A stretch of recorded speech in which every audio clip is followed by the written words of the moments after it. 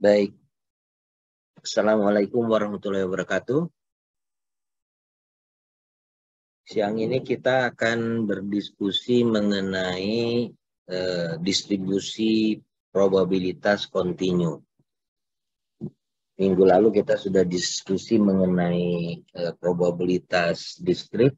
Kita lanjut dengan probabilitas kontinu.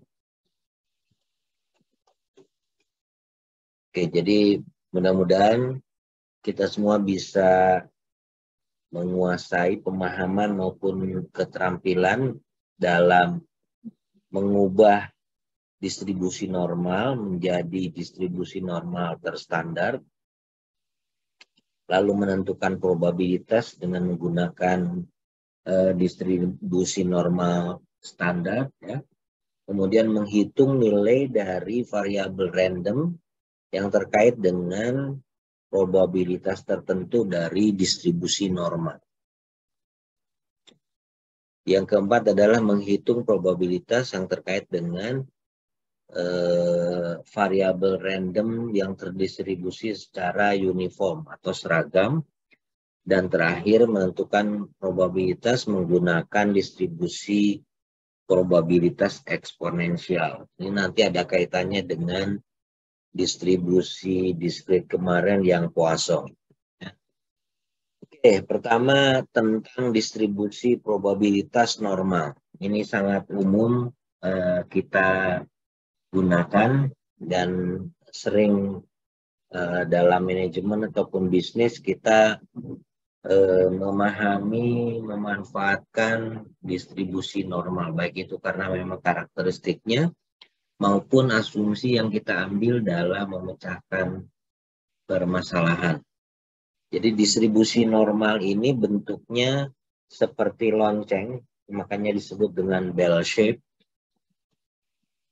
Sifatnya adalah unimodal, artinya hanya ada satu titik puncak, ya. Nilainya tunggal terus saja, ya. Kemudian bentuknya simetris, sisi kiri maupun sisi kanan seimbang, ya. Jadi kalau jumlah probabilitas itu adalah 1, maka masing-masing sisi mempunyai nilai probabilitas setengah. Oke. Dan tentu saja nilainya sama, ya. Kemudian nilai min, median, dan modus kalau bahasa Indonesia itu sama karena ada di titik tengah. Oke.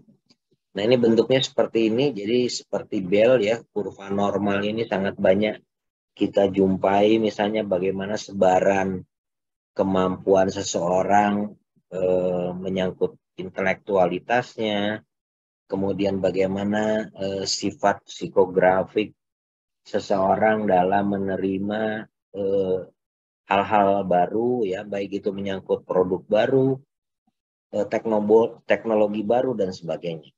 Itu seringkali mengikuti distribusi normal atau paling tidak diasumsikan mengikuti distribusi normal. Oke, jadi titik di tengah ini menunjukkan min, median, dan mode atau modus. Bentuk seperti tadi bisa bervariasi, meruncing, ya, dengan di tengah itu adalah nilai mu atau min, dan meruncing karena nilai dari standar deviasinya atau sigmanya itu kecil, gitu, ya, sehingga runcing ke atas. Sementara yang bagian B itu lebih pipih, ya, karena sigmanya lebih besar, ya. Dan yang C itu lebih pipih lagi karena memang menyebar, gitu. Jadi perubahan sigma itu meningkatkan sebaran dari kurva atau distribusi normal ini. Oke. Nah, fungsi densitas dari probabilitas normal itu adalah seperti yang di layar. Fx sama dengan 1 per sigma akar 2 pi dikalikan E pangkat minus X minus mu dikuadratkan dibagi 2 sigma kuadrat. X itu menunjukkan nilai dari variabel random continuous. Jadi setiap titik di kurva tersebut. Kemudian sigmanya merupakan deviasi standar dari populasi ya. Kemudian phi itu adalah 3,14159 seperti kita ketahui. Kemudian E adalah basis dari logaritma naturalis yaitu 2,71828 dan mu adalah min dari populasi. Oke.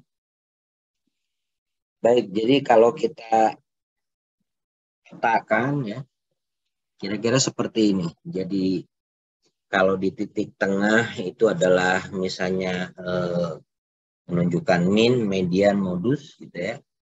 Maka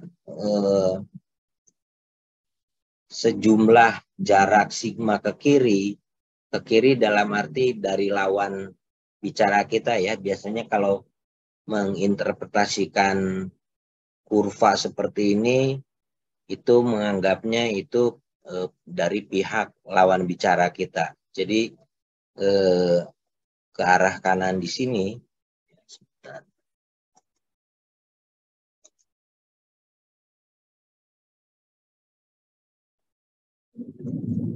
Nah, ke arah kanan ke sini dari kita itu ke kanan, tetapi biasanya disebut menyebutkan itu adalah ke kiri karena kita melihatnya dari pihak lawan bicara. Sementara sebaliknya kalau ke sana itu ke kanan, gitu ya. Nah, jadi jarak kira-kira 1 sigma ke kiri maupun 1 sigma ke kanan itu mencakup seluas 68 ini ya, 68,27% dari nilai probabilitas keseluruhan. Jadi kalau kita mengambil area di sini itu artinya ada nilai probabilitasnya 68,27.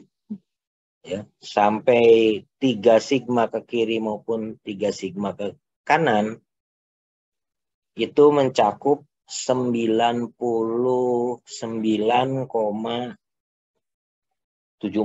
ya. Jadi kira-kira seperti itu. Jadi kita bisa melihat kalau misalnya dalam sebuah uji statistik kita ingin mencakup tingkat kepercayaan tertentu ya dengan 3 sigma plus minus 3 sigma itu artinya sudah mencakup 99,74% dari populasi dari persoalan yang kita hadapi. Oke. Baik, bagaimana caranya kita menentukan probabilitas normal? Karena X ini merupakan variabel random continue, maka nilai probabilitas titik tertentu atau Px itu selalu sama dengan 0 pada semua titik. Ya, jadi kalau itu 1 titik, nilai probabilitasnya 0. Nah, yang kita seringkali hitung adalah nilai probabilitas di area antara 2 titik. Misalnya dalam hal ini adalah X1 dan X2. Itu ditentukan atau didefinisikan sebagai area di bawah kurva tersebut yang terletak antara 2 titik tersebut. Jadi antara X1 dan X2. Daerah yang diarsir diwarnai kuning inilah yang biasanya kita maksudkan dengan probabilitas dari nilai X lebih besar sama dengan X1 dan lebih kecil sama dengan X2. Jadi antara X1 dan X2. Oke, jadi itulah yang dimaksud dengan nilai probabilitas dari distribusi normal. Nah, karena tentu saja variabel X bisa punya satuan beragam ya, mungkin saja panjang jalan dan sebagainya, sehingga tidak mudah kalau kita menghitung dalam satuan aslinya. Oleh karena itu, biasanya kita menggunakan distribusi normal yang standar yang kita bakukan. di mana kita nilai bahwa min-nya adalah 0 karena di tengah, ya. Kemudian kita menggunakan standar deviasi 1. Oke. Jadi sumbu horizontal X itu akan menunjukkan nilai Z, ya, Z values yang menentukan jumlah standar deviasi dari titik min, titik tengah, titik 0. Itu ditunjukkan dengan Z. Dengan mengetahui Z ini, kita bisa melihat dari tabel distribusi normal. Kalau di buku teks kita di lampiran D kalau nggak salah, ya. Nanti kita bisa lihat. Nah, nilai di atas rata-rata tentu saja menunjukkan nilai Z yang positif. Sementara nilai yang di bawah rata-rata menunjukkan nilai Z yang negatif. Nah, bagaimana caranya? Yaitu dengan menggunakan formula ini. Z sama dengan X dikurangi mu dibagi standar deviasinya dari populasi. Ya.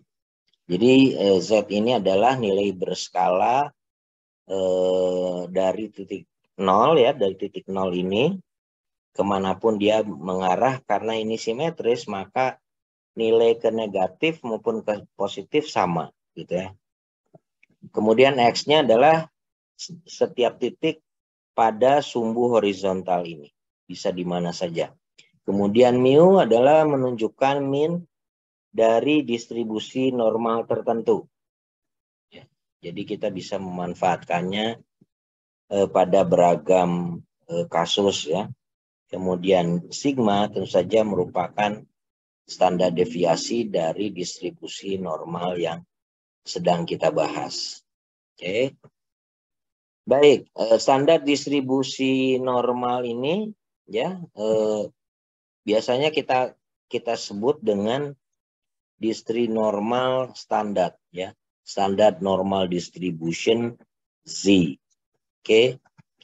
Jadi setiap nilai X dari nilai distribusi populasi tertentu yang kita sedang bahas itu nanti dikonvert atau dirubah menjadi nilai Z, ya, sehingga tidak ada satuannya, unitless, ya, karena dibakukan, distandarkan.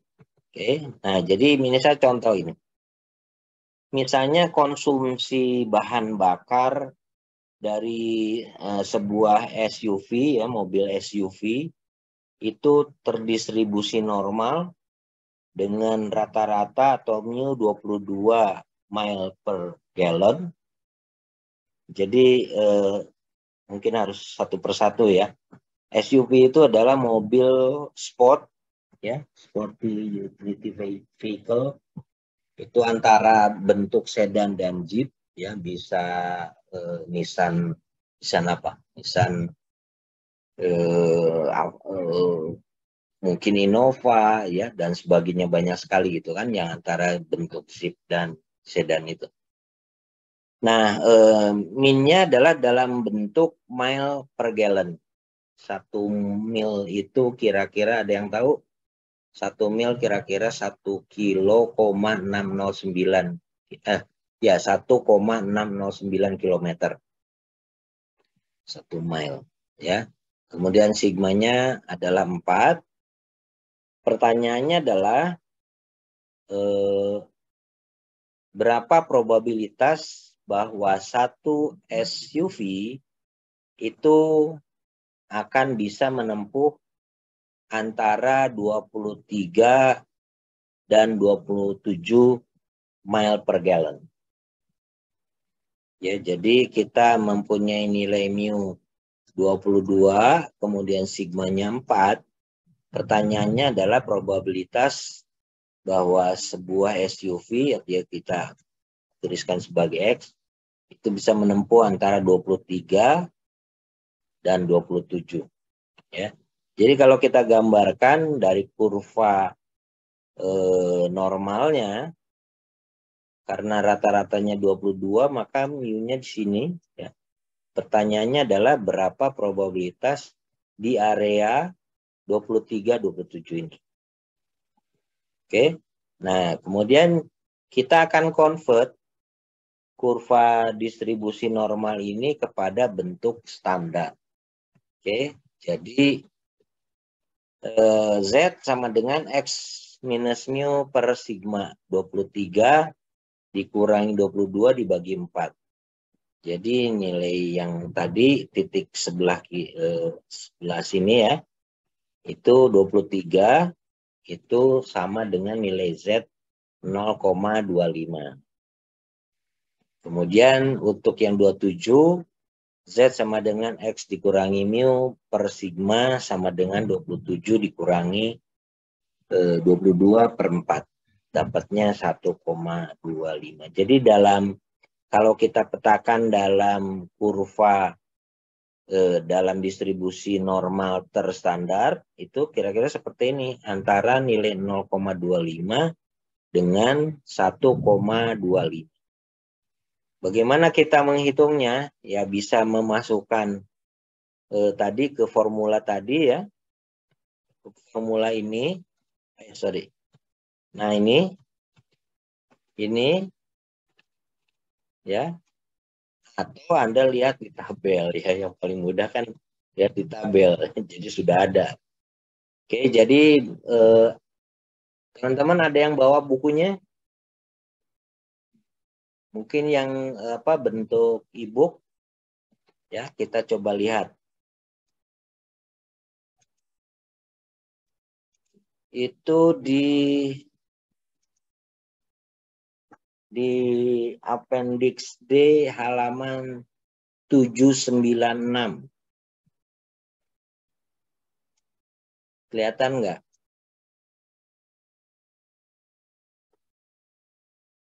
Sudah ketemu?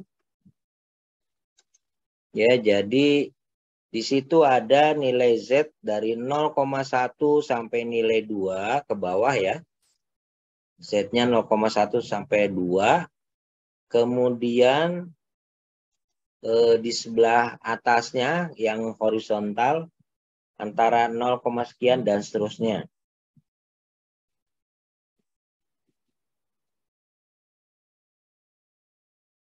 Ya, jadi itu bisa melihat nilai-nilai Z itu berapa. Nah, di situ bisa kita lihat ya. Masih kelihatan nggak? Ini masih kelihatan nggak? Jadi kalau dilihat dari tabel itu nilai Z 0,25 itu ada di 0,2 sebelah kiri, kolom kiri paling kiri, sama 0,05 kan. Ini ada kekeliruan, ya harusnya bukan di bawah 0,04, tetapi 0,05. Ya, jadi di sini harusnya 0,25 gitu ya. Jadi ya di daerah sini. Oke.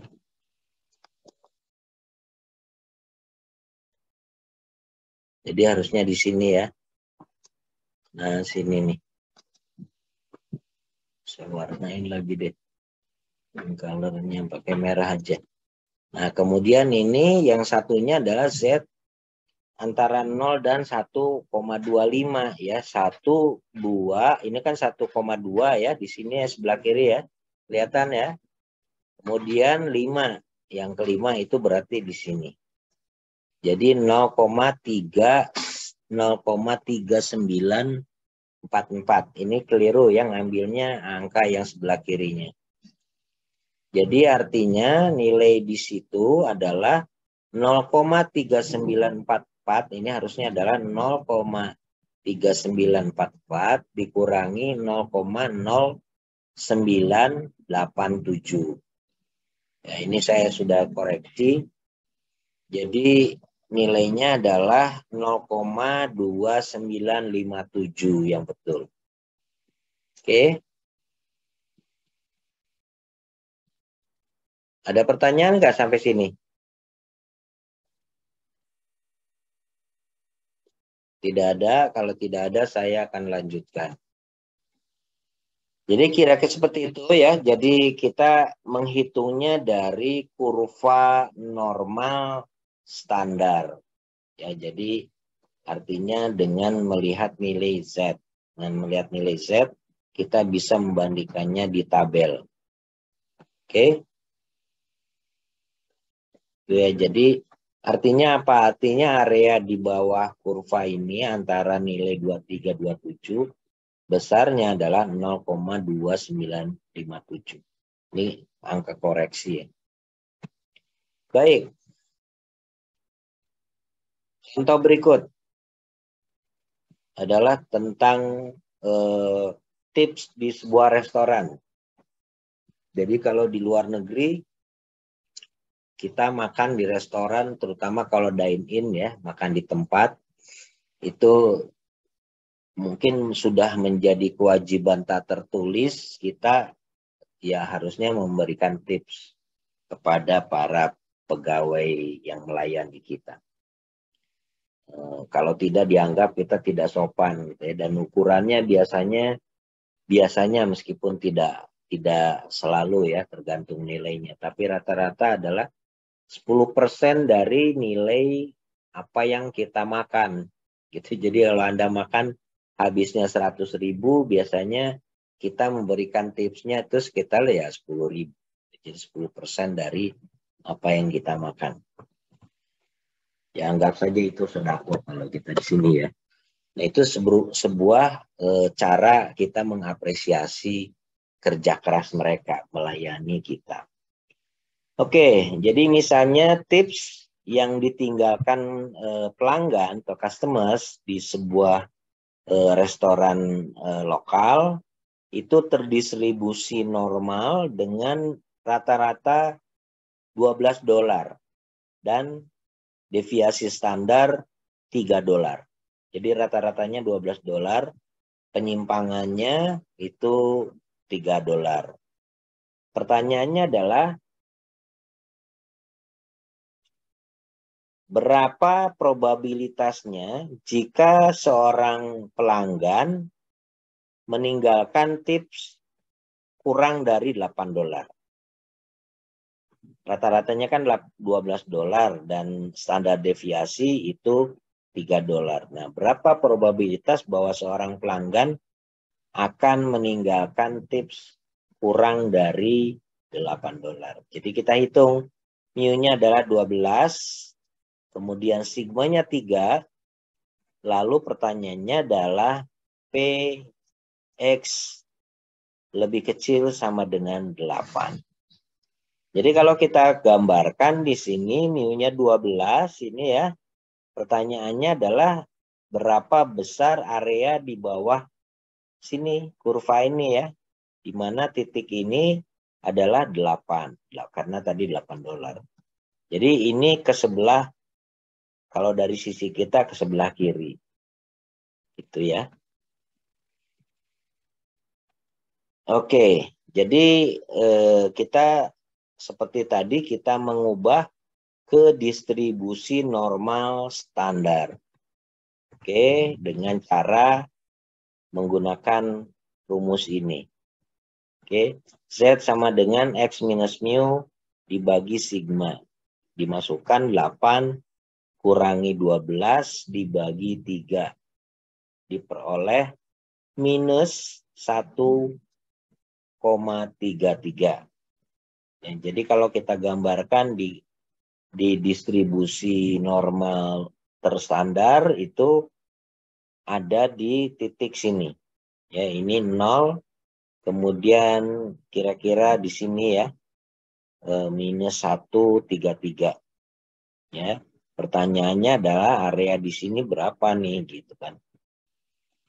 Nah, jadi kita melihat di tabel distribusi normal standar tadi ya, di tabel Z ya, distribusi Z.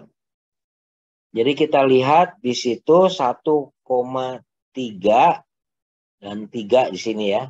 1,3 sini. Terus desimal keduanya adalah di sini. Yang di horizontal ya, di sini berarti. Oke. Nah, di sini kita sorry. Oke. Nah, di sini. Di sini kita lihat nilainya adalah negatif. Kok di sini kita menggunakan positif? Kan tadi nilainya minus 1,33 ya. Minus 1,33. Karena ini kan sama ya. Kalau distribusi normal itu kan simetris.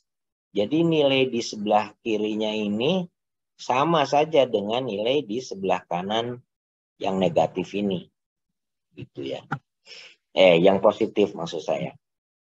Ya, jadi karena simetris kita menggunakan ya pilih yang positif saja karena kedua pihak sama gitu kan karena simetris sekali. Jadi kita bisa menggunakan nilai 1,33. Di sini adalah nilainya 0,4082. Artinya apa? Artinya kalau di sini setengah ya, maka nilainya adalah PZ lebih kecil dari 1,33 itu adalah setengah. Ini kan setengah ya. Separuh ini kan setengah ya. Setengah dikurangi area di daerah sini. Daerah sini kan sama aja di sebelah kanan sini. Ya enggak? Kalau daerah sini itu setengah, sama dengan seperti ini ya. Sampai titik sininya yang simetris dengan ini, itu berarti 0,4082 ini. Oleh sebab itu, nilai yang di sini adalah setengah dikurangi 0,4082. Ya, jadi karena ini simetris, kalau kita ambil titik yang sama di 1,2, setengah, 1,2, kira-kira di sini kan. Nah, kira-kira di sini kalau kita tarik, itu menunjukkan apa namanya 0,4082. Jadi pertanyaannya berapa yang di sini kan sama aja. Ini untuk menghitung area di sini karena simetris. Gitu ya. Oke, baik. Ada pertanyaan enggak? Kalau tidak ada, kita lanjut. Oke, ini contoh lain lagi ya. Jadi dalam hal ini misalnya saja ujian masuk ini, ujian masuk untuk program graduate. Program graduate itu biasanya S2 dan S3 gitu ya kalau di luar negeri. Di sebuah perguruan tinggi menghasilkan nilai yang terdistribusi normal dengan rata-rata 800 dan standar deviasi 50 atau deviasi standar 50. Jadi rata-ratanya 800. Seandainya perguruan tinggi tersebut akan menerima hanya 10% tertinggi nilainya dari student ya, dari calon mahasiswa tersebut, berapakah nilai batas paling kecil dari syarat masuk tersebut. Ya, jadi kita tulis mu-nya 800, sigma-nya 50. Di sini ya kalau kita gambarkan. Nah, pertanyaannya kalau perguruan tinggi tersebut menetapkan mau menerima hanya top 10% gitu ya. Jadi 10% mahasiswa nilainya paling tinggi, yang paling pintar kira-kira gitu. Maka X-nya berapa ya batas nilainya gitu kan pertanyaan. Jadi sama kita rubah lagi kepada distribusi normal terstandar. Tadi sama ya, kemudian kita menghitung dengan formula standar tadi, lalu kita lihat mana tadi. Oh ini, oke. Jadi kita menghitung ini ya, Z sama dengan X minus mu dibagi sigma. Diperoleh 864. Oke. Kenapa seperti itu? Jadi tadi kita mempunyai nilai 10% kan? Ininya hanya 10%. Jadi 10% itu kita cari di tabel. Sini ya. Di sini tidak ketemu kan? Ya, jadi yang kita bisa temukan, karena ini kan sebelah, kalau dari sisi kita sebelah kanan dari batas 10%, kalau di sisi sana itu sebelah kirinya.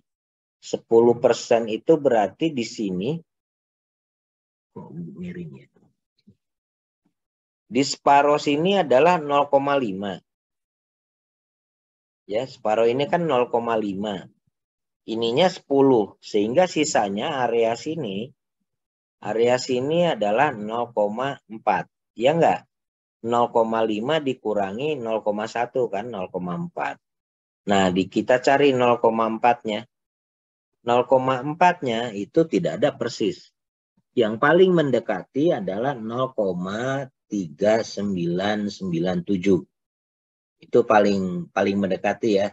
Bedanya hanya 0,003 gitu kan. Dibanding yang lain ini paling mendekati. Jadi kita ambil angka ini, nilai Z yang menunjukkan titik ini adalah 0,3997. Nah, itu di mana Z-nya? Z-nya adalah di 1,28. Gitu ya. Jadi ini 8-nya, ini 1,2-nya.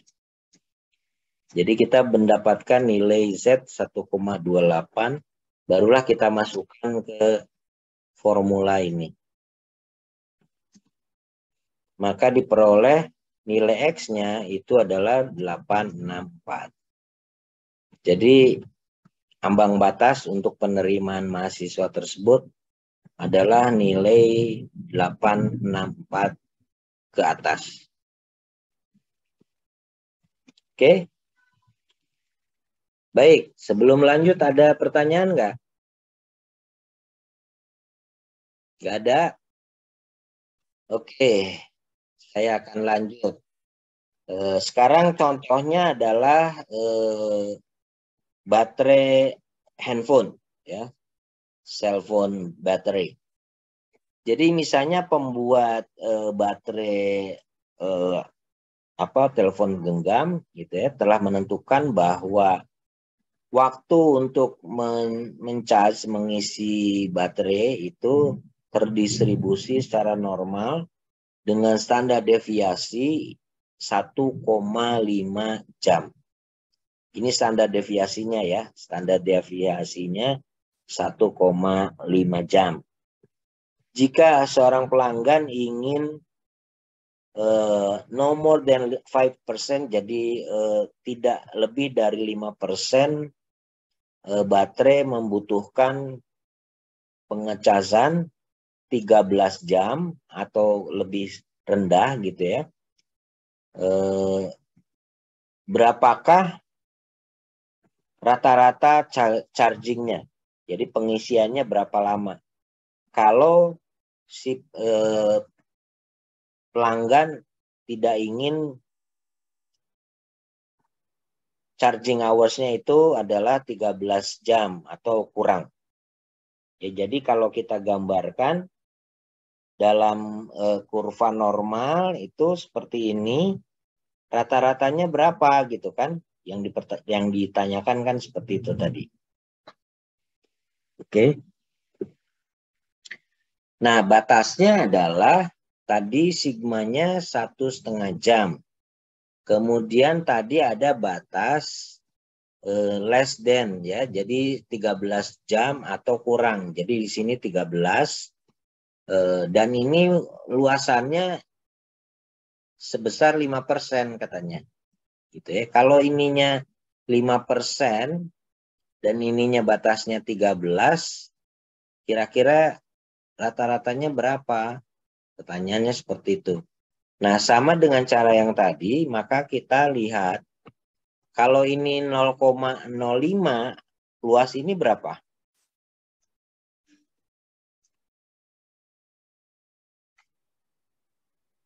0,5 dikurangi 0,05 kan? Ya enggak? Ya, jadi kalau 0,05 sini ya. 0,05 di sininya kan setengah ya. Ya enggak? Berarti di sini adalah 0,45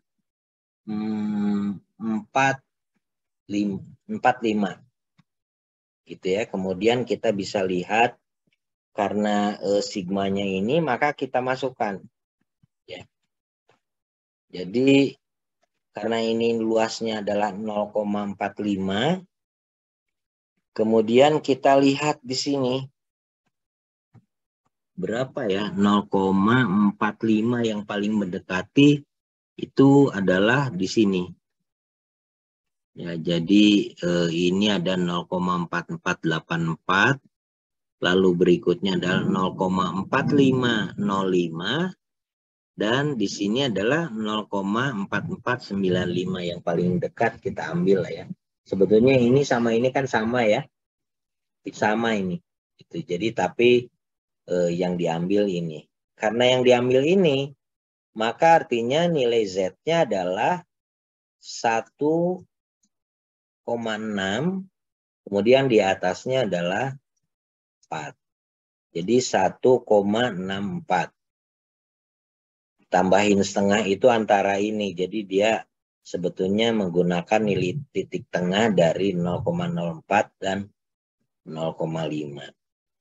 Oke, jadi itu nilai Z-nya. Ya, kemudian dengan mengetahui nilai Z-nya itu, lalu kita masukkan ke formula seperti tadi. Ya. Z sama dengan X minus mu dibagi sigma. Ini Z-nya itu 1,645 sama dengan 13 dikurangi mu dibagi 1,5. Dapatnya adalah 1547.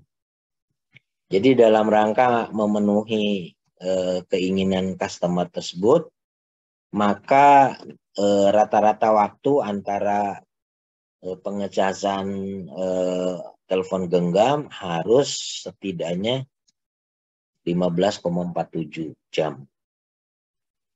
Gitu kira-kira. Oke. Baik. Ini kalau nggak salah agak terakhir ini. Maksudnya di distribusi normalnya. Ini misalnya ada job completion times, jadi waktu penyelesaian sebuah pekerjaan. Sebuah perusahaan yang membuat meja teras, perio itu teras ya, biasanya kalau di luar negeri terasnya kan di belakang ya.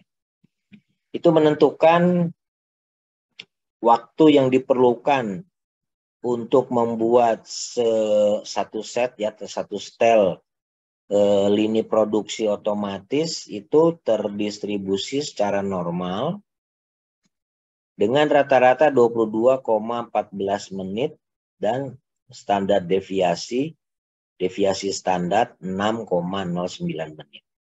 Ya, ini deviasi standarnya. Dengan informasi tersebut, berapa proporsi setelan teras, maksudnya tadi ya, table dan yang lain-lain, itu bisa diselesaikan dalam 30 menit atau kurang. Pertanyaannya itu, berapa proporsi patio set will be completed in 30 minutes or less. Ya, jadi kalau kurvanya tadi seperti ini, dengan nilai rata-rata tadi 22,14, kemudian deviasi standarnya 6,09, lalu berapa rata-rata proporsi set patio itu bisa diselesaikan dalam waktu 30 menit atau kurang. Jadi kalau kita tarik garis 30 menit di sini, oke, maka kita coba lihat di sini contohnya pakai Excel. Oke, mari kita gunakan Excel. Anda yang bawa laptop silahkan dibuka Excel-nya. Ya. Jadi tadi katanya disuruh menggunakan Excel dengan distribusi normal ya. Jadi pilih formula, kemudian klik FX, lalu ambil kategori statistikal dan pilih normal distribution. Oke. Jadi saya juga coba. Formula, kemudian statistikal, lalu distributionnya adalah normal.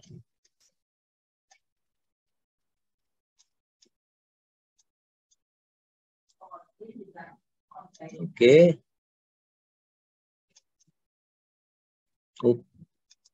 Tadi normal ya. Normal distribution. Norm dis.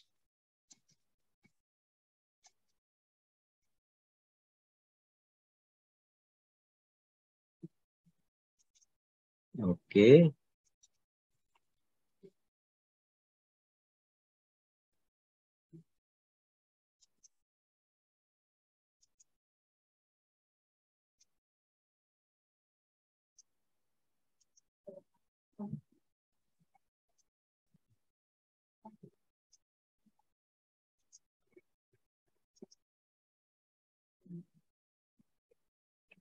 Kemudian apalagi?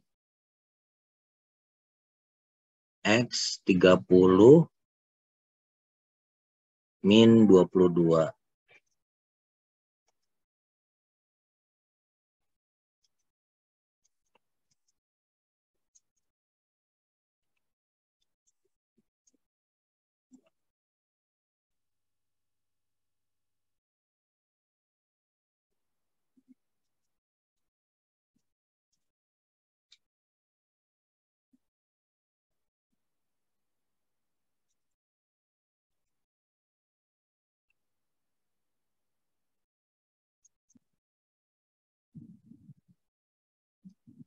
X berapa tadi? 30.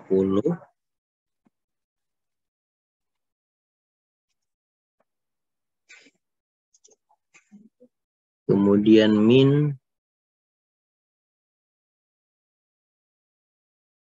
22,14.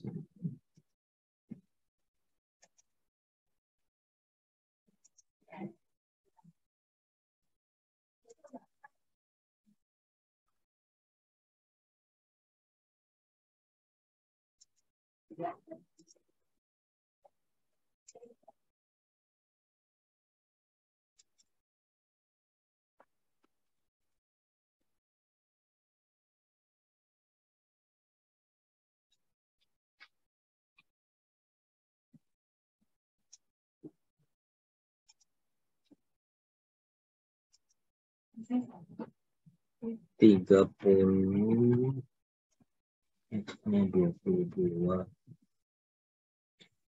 18, 14.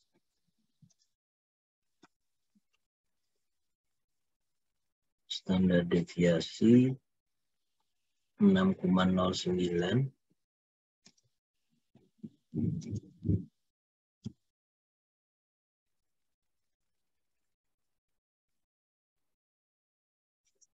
Oke, true.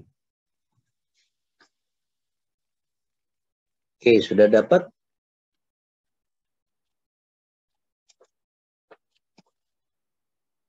Tadi saya sempat keliru rupanya komanya. Jadi di komputer saya titik pakainya koma. Oke, jadi nilainya adalah 0,90. Kelihatan nggak? 90,158 dan seterusnya. Oke. Baik. Jadi kita kembali ke slide share. Ini ya, jadi loh, mana? Oh ini.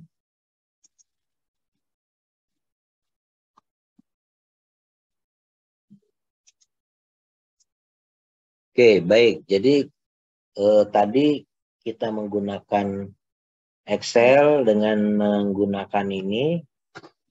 Jadi di sini tergantung Anda men-setnya ya, apakah pakai titik atau koma. Nilainya adalah 0,9015 dan seterusnya. Jadi mereka bulatkan 0,902. Itu menunjukkan PX lebih kecil sama dengan 30. Jadi tadi kan di sini ada ya, batasnya adalah 30 atau less atau lebih kecil. Jadi itu adalah 0,902. Sehingga kira-kira 90% lebih sedikit lah. Itu bahwa unit patio, unit teras ya, table dan kursinya segala macam perlengkapan itu bisa diselesaikan kurang dari selama 30 menit atau kurang. Itu ya. Jadi dengan melihat ini itu mencakup, ini artinya mencakup 90% lebih sedikit dari pedionya, probabilitasnya. Oke, baik. Nah, itu adalah contoh-contoh yang ya lumayan beragam ya dari penggunaan distribusi normal. Tentu di dalam manajemen ataupun bisnis itu akan sangat banyak sekali ya penggunaan dari distribusi ini dan sangat umum penggunanya, sangat luas.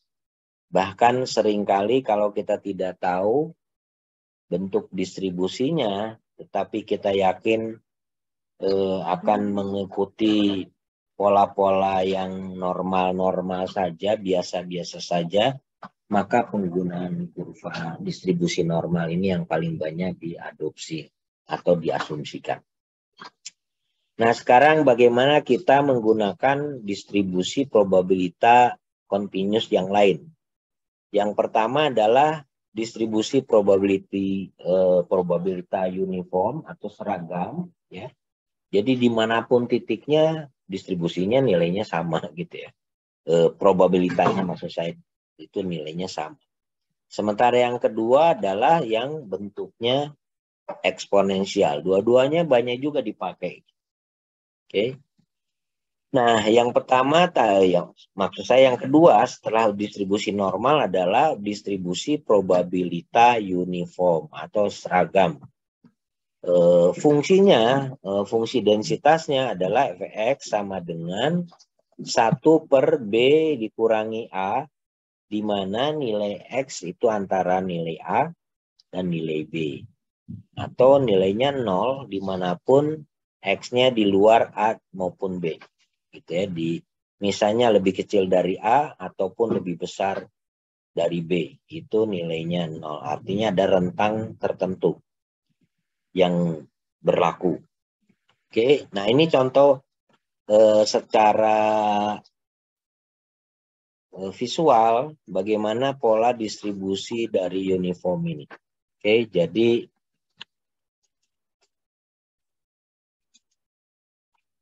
jadi misalnya ada nilai A-nya itu 2, B-nya 5, maka Fx sama dengan 1/5 minus 2.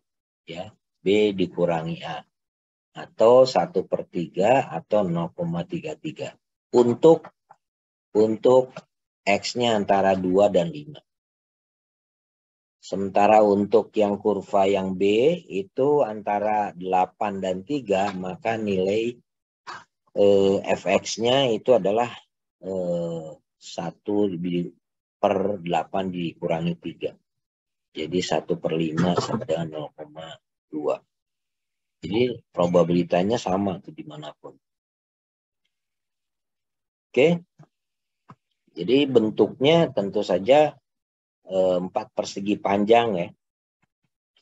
Baik, itu adalah distribusi uniform atau seragam.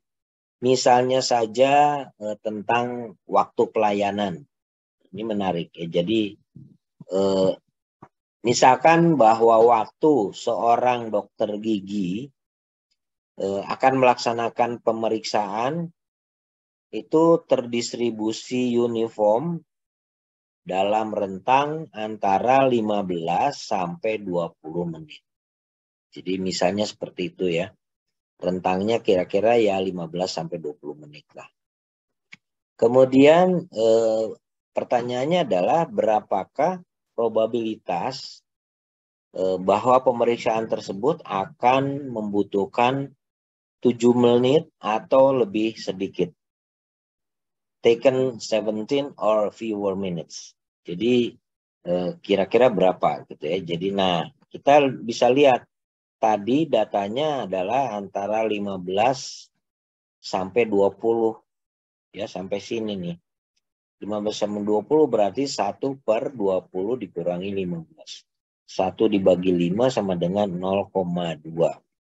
Pertanyaannya tadi berapa PX lebih kecil sama dengan 17 ini ya, yang sini. Yang ini, pertanyaannya yang ini. Jadi tentu adalah antara sini, antara titik ini dengan titik 17. Ya, jadi 17 dikurangi 15 dikalikan 0,2.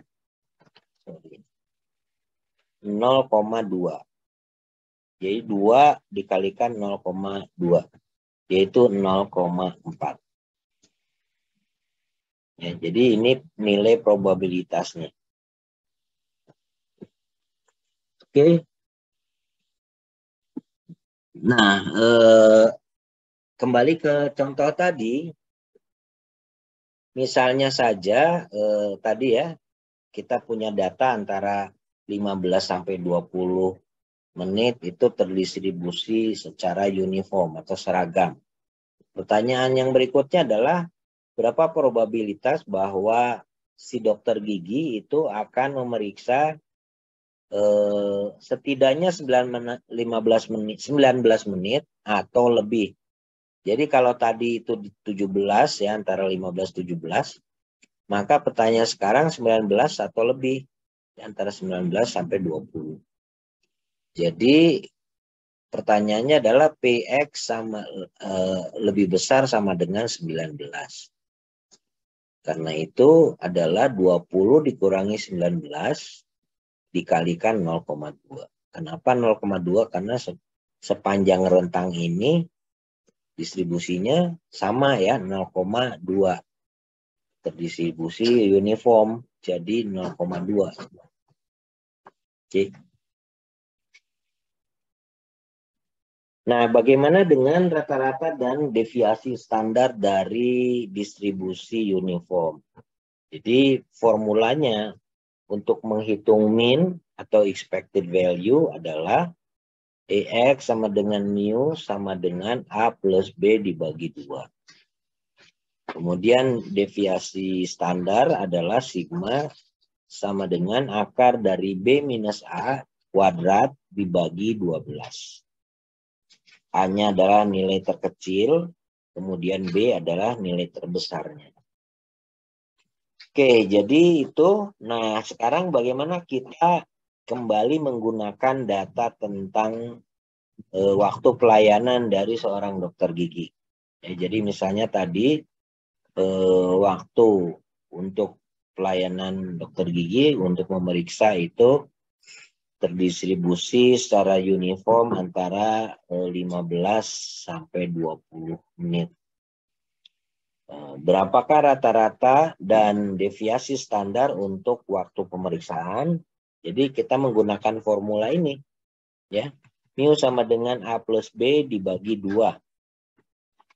15 ditambah 20 dibagi 2, jadi dapat 17,5. Ya. Kemudian Deviasi standarnya adalah akar dari B minus A dikuadratkan dibagi 12. 20 dikurangi 15 dikuadratkan jadi 5 kuadrat, 25 dibagi 12. Sama dengan 1,44. Oke. Baik, yang berikutnya adalah distribusi probabilitas eksponensial. Oke. Nah, ini biasanya digunakan untuk mengukur waktu antara dua kejadian biasanya ya. Jadi contohnya apa? Misalnya dalam antrian itu berapa waktu antara mobil pertama yang dilayani dengan mobil yang berikutnya. Jadi waktu itu yang biasanya yang mengikuti distribusi probabilitas eksponensial. Mirip juga dengan misalnya berapa waktu kedatangan antara customer yang akan membayar di kasir misalnya ya. Kan biasanya ada antrian tuh. Nah, itu biasanya terdistribusi secara eksponensial waktunya seringkali. Nah, kalau waktunya biasanya eksponensial, maka kedatangan tersebut biasanya menggunakan distribusi Poisson gitu ya. Jadi akan ada kaitannya biasanya dalam praktik. Nah, ini contoh ya dari penggunaan distribusi probabilitas eksponensial. Waktu berapa antara pukulan hits ya di web page, misalnya berapa sih waktunya orang itu akan mengklik misalnya channel YouTube tertentu gitu kan, atau misalnya halaman tertentu karena ada berita-berita hangat misalnya gitu ya. Kemudian the time between arrivals of customer tadi yang seperti saya sampaikan. Jadi waktu antara kedatangan pelanggan atau customer di misalnya drive-in teller window, jadi di ATM dan sebagainya. Kemudian waktu yang terjadi antara kegagalan komponen elektronik tertentu. Misalnya lampu ya, kita membeli lampu untuk rumah, berapa sih waktunya yang diperlukan untuk sampai lampu tersebut rusak dan seterusnya. Tentu saja terdistribusinya beda-beda ya. Ada yang dekat, ada yang jauh dan sebagainya. Tapi secara umum polanya mengikuti distribusi eksponensial biasanya. Oke, jadi dalam hal distribusi eksponensial kita menggunakan fungsi densitasnya itu adalah fx sama dengan lambda E dipangkat lambda kali X, di mana X-nya itu selalu positif, non-negatif. Ya. Nilai E adalah nilai basis naturalis, yaitu 2,71 dan seterusnya. Kemudian 1 per lambda adalah mean time, jadi waktu rata-rata antara kejadian, di mana lambdanya positif. Ya, jadi selalu lebih besar sama dengan 0. Kenapa? Karena kalau bisa 0 ya tak terhingga kan. Oke, baik.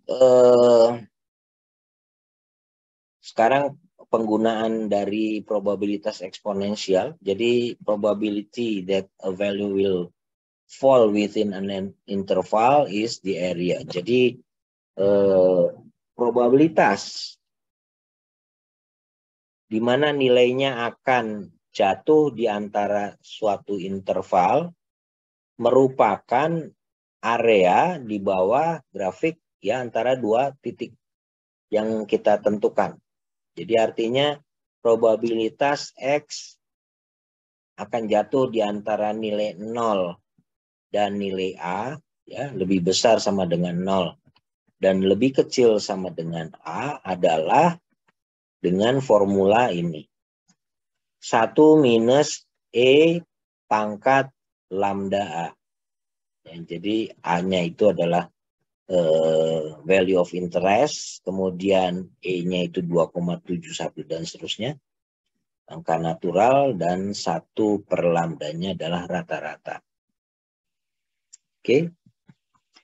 Jadi tergantung nilai A-nya berapa di sini ya, baru kita masukkan A-nya ke sana dengan formula probabilitas eksponensial. Nah, bentuknya kira-kira seperti ini. Kalau distribusi eksponensial itu. Ya, jadi ini menunjukkan misalnya lambda itu 3, rata-ratanya 0,333 dan seterusnya. Kemudian yang ini adalah lambdanya 2, rata-ratanya 0,5. Lalu yang merah itu adalah lambdanya 1, rata-ratanya 1. Sementara yang warna apa ini? Warna hijau ya. Warna hijau itu lambdanya setengah, rata-ratanya 2. Ya, semakin kecil lambda, semakin landai si kurva. Ya, distribusinya, bentuk distribusinya. Semakin besar lambda, dia biasanya semakin tajam gitu ya. Jadi bentuknya kira-kira seperti ini. Oke. Baik, bagaimana penerapannya? Jadi ini contoh misalnya penggunaan dari distribusi eksponensial. Ini misalnya adalah bahwa sistem panggilan darurat, kalau di Amerika pakainya 911 gitu ya. Kalau di Indonesia itu apa ya? Saya lupa ya. Nah, di luar negeri itu 911, itu emergency call. Itu misalnya menerima panggilan mengikuti distribusi eksponensial dengan rata-rata itu rata-rata antara panggilan itu adalah 8 menit. Ya, misalnya begitu. Pertanyaannya adalah berapa probabilitas bahwa waktu antara dua panggilan akan lebih dari 14 menit. Ya, jadi pertanyaannya kalau panggilannya lebih dari 14 menit, probabilitasnya berapa? Kalau kita punya data bahwa rata-ratanya itu 8 menit dan distribusinya eksponensial. Oke, artinya bahwa lambda itu adalah 1/8. Kenapa? Karena kan tadi rata-ratanya adalah 8 menit. Ya. 1/8 berarti kan 0,125. Jadi probabilitas X lebih besar sama dengan 14 adalah 1 dikurangi 1 dikurangi E pangkat lambda X. X-nya adalah 14. Dimasukkan diperoleh 0,174. Jadi ini nilai probabilitas bahwa sebuah panggilan itu terjadi antara waktu yang lebih dari 14 menit. Gitu ya. Kemungkinannya sangat kecil. Oke. Baik. Itu contoh. Nah, sama dengan distribusi continuous yang lain, kita bisa juga menggunakan Excel ya dengan cara seperti ini. Ya, kita pilih fungsi di formula fungsi, kemudian diketik eksponensial, lalu dimasukkan parameternya. Jadi X-nya adalah tadi 14, lambdanya 0,125 dan seterusnya. Oke, Anda bisa coba, silakan menggunakan distribusi eksponensial di fungsinya ya.